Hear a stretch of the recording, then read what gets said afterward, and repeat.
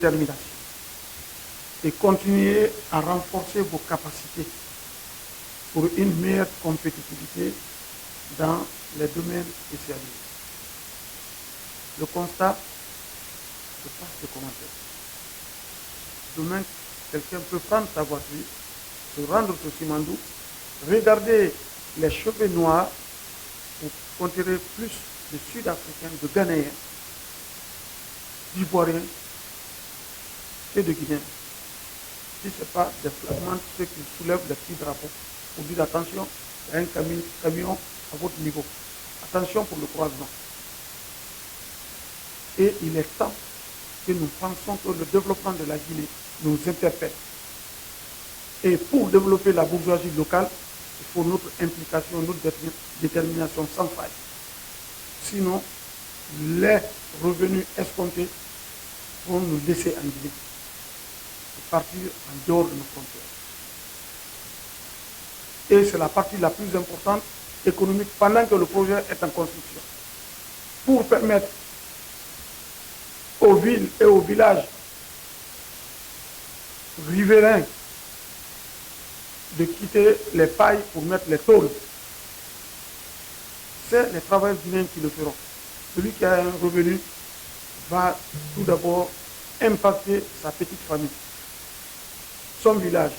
Il s'agit de cela comme aspect économique du projet pendant qu'on est en phase de construction. Les revenus ne viendront qu'après l'export commercial. Bien entendu, en tenant compte du modèle financier, si l'investissement est direct étranger, il y a des conditionnalités pour dire à quand le retour sur l'investissement.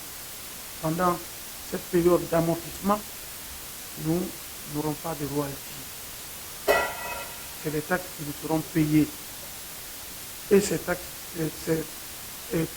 à un niveau donné ne pourront pas faire face directement à ce ambitieux programme que nous avons. Ce programme aura tout son sens quand on va toucher réellement notre royauté.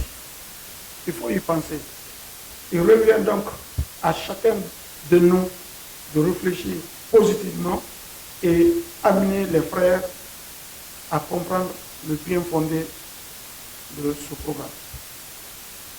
Mesdames et messieurs, chers invités, le programme Simandou 2040 est bien plus qu'un simple investissement immobilier, comme je l'ai expliqué.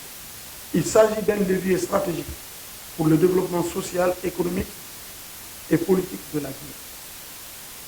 Le socle de ce programme, qui est le projet Simandou, a des retombées multiples, tant sur le plan d'emploi, développement des infrastructures, renforcement des capacités locales, surtout la construction du corridor économique qui réunira nos régions et nos marchés. Pour Karia à Kérouani, jusqu'à Beila, nous devons être prêts pour le développement de ce corridor. Cependant, pour que ce projet atteigne son plein potentiel, il est essentiel que tous les acteurs, gouvernement, secteur privé, partenaires internationaux et société civile travaillent main dans la main. Nous devons veiller à ce que les bénéfices de ce projet soient équitablement répartis. Je dis nous devons veiller. Il y a des dus aux collectivités, il y a la part de l'État, il y a la part des partenaires. Il s'agit de cela. Et pour être rassuré de la répartition équitable, ça interpelle les compétences. Les conventions sont fixées, les signées. Si la génération ne prête pas attention, et que nous ne renforçons pas nos capacités intellectuelles, ces conventions vont nous dégoûter.